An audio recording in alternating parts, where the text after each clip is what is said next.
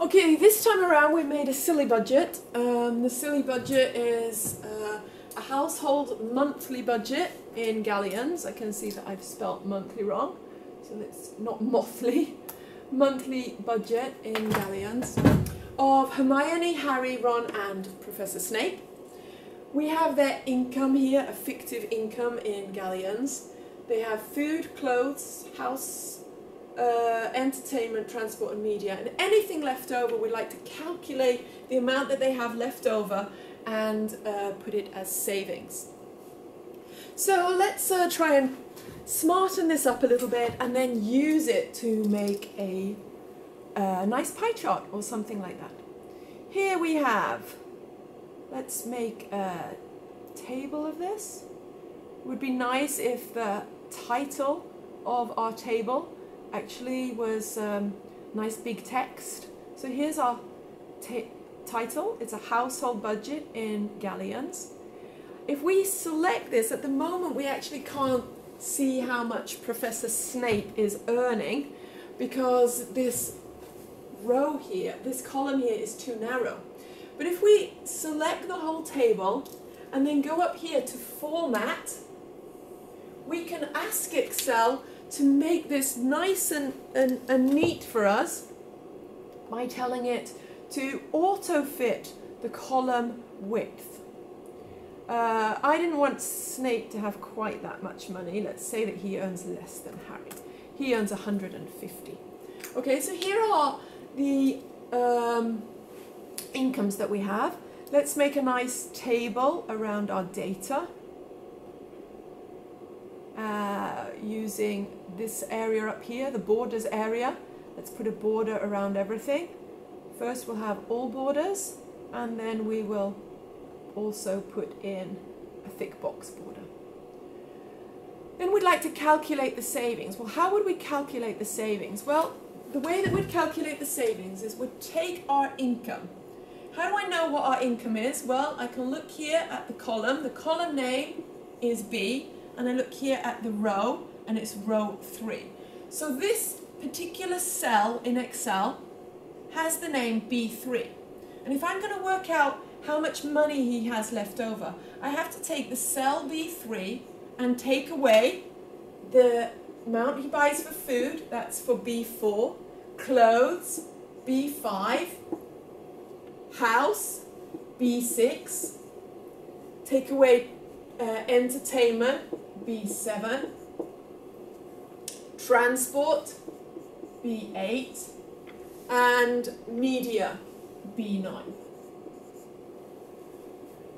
This is quite a complicated way of writing it all. We could write it like that. We could tell Excel to take this cell and take away this one and this one and this one. But there's actually a really smart way of doing it in Excel. You can write, take the contents of B3 and take away the sum, and that means addition, add up all of the cells from B4 all the way to B9. So we put in our first cell here and our last cell here, and it basically means that Excel does this for us, but it's actually a much easier way of saying it. Take the sum of all the numbers from B4 to B9 and take the whole of that sum away from the income that we get in B3. So you can use either of these methods to do the calculation. I've chosen here the method up here, which is B3 minus the sum, brackets, the column, the cell B4 all the way to B9. So now we have an answer there. So Hermione would have 20 galleons left over at the end of her month. How much would Harry and Ron and Snape? Well, the beauty of Excel is, again, we only make the formula once, then we copy it using Control-C, copy, Control-C, and we select the 3 cells that we'd like to post the whole formula to using Control-V. And if we look at this cell here, the answer in this cell here, we can see that Excel is really, really smart. When it comes to trying to work out what Harry has as savings, it's actually changed the cell number. So when we were looking at Hermione, we were looking at B3. But Excel's really smart, and it says when we're working out Harry, of course we need all the data from Harry's row, which would be C3 minus the sum of C4 to C9.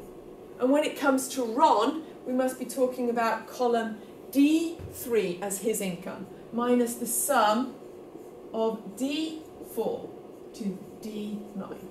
So Excel works out which column it is we're talking about and moves over and pastes this formula, but with the new columns for the new cell names with C, and then for Ron with D, and for Snape with E. So now we have the amount of savings they have. So now we're actually ready to plot a graph showing how much income and how much expenditure they have. So if we'd like to make a graph on that, we could just insert a simple bar chart where we could do a bar chart like this, that would show us how much each of the people that we're looking at actually spent on what their income was. And we just need to be able to see the names of them here. Just shift it down a little bit. So we can see that Snape is yellow. Harry is the big income, the largest income. He's the orange. The blue is Hermione, and the grey here is Ron.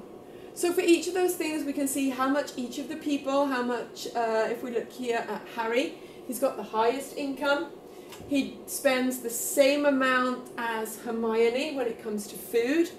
He is not very bothered about clothes, doesn't spend very much, he doesn't have very much in his house, but he's a bit of a party animal, so Harry is into entertainment.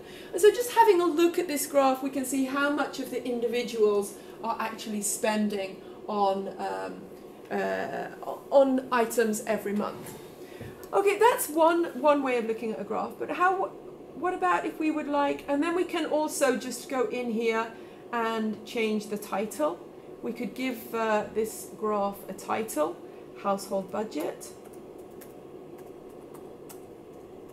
We could type it ourselves, or we could actually just cheat and take the title from this row here, Control C, and go in here and just paste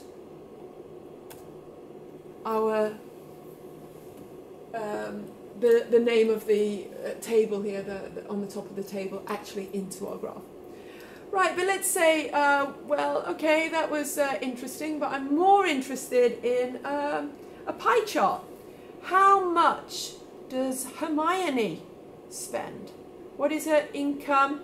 I'm not really interested in her income. I'd like to know what she spends. So let me know what Hermione spends and make a pie chart of that instead. Could we make a 3D pie chart on how much Hermione spends? And we could actually give this the title of Hermione's expenses. Click on pie chart, take the data that we want, whoops, Hermione's expenses. And we can see fairly easily what she spends on food and clothing and housing and entertainment. If we don't like the colors of the graph, we could go over here. We can tell it that we'd actually like to see inside the graph here exactly what the topic is. We could also change the coloring system, the coloring scheme as well. We could have it looking a little bit more like this. We can choose a different type of diagram here as well. And it just gives you a little idea of how you can use Excel to make either a very quick bar chart, a histogram, make calculations using Excel, or even do a nice simple pie chart of somebody's expenses. We could actually make not only a pie chart of Hermione's expenses. If we're wondering how that compares, let's actually just take a corner of the pie chart here and make it a little bit smaller.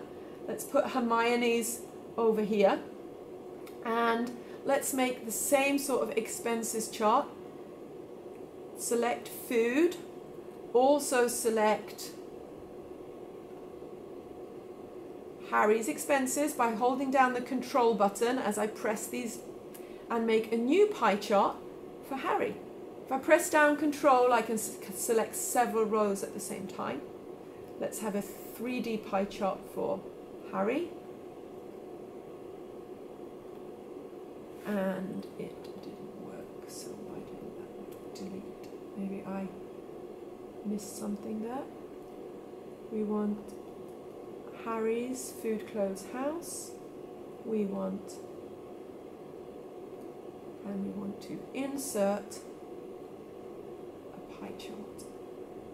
A 3D one would be nice.